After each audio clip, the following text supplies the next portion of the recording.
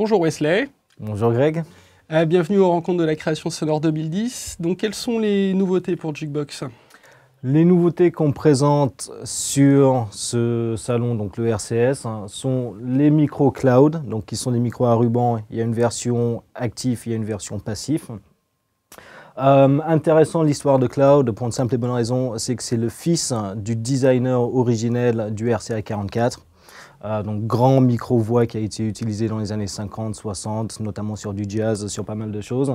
Donc ce qu'il a voulu faire, ce qu'il a fait d'ailleurs, c'est reproduire exactement, donc électroniquement, ce qui se trouvait dans le RCA 44.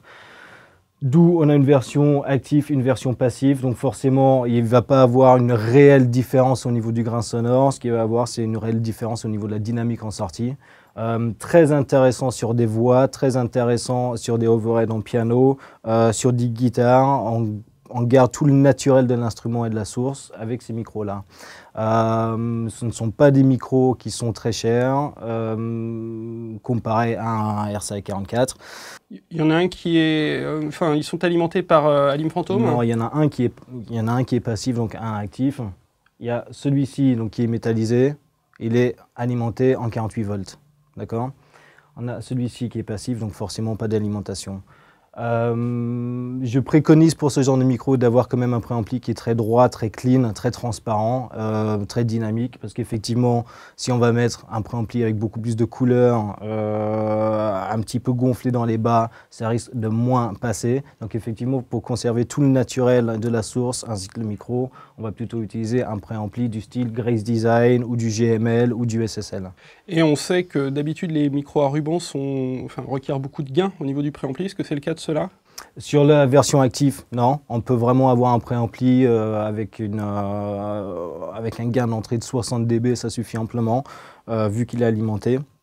Par contre, effectivement, sur la version passive, il vaut mieux avoir un préampli qui a un rapport signal-bruit déjà qui le fait, plus quelque chose de relativement dynamique. C'est vrai qu'un préampli à transistor à 60 dB, sur la version passive, ça risque de manquer un petit peu de gain d'entrée. Microtech Gefell. Grande marque qui existe depuis des années. Une des premières sociétés de George Naumann, bien sûr. Microtech Gefell est fabriqué en Allemagne, ils ont l'usine sur la place George Naumann.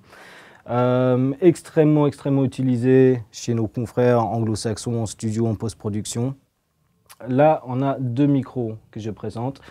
On a le petit micro qui est le M930. Petite capsule, cardio, il existe en plusieurs directivités, mais celui-là est un cardio.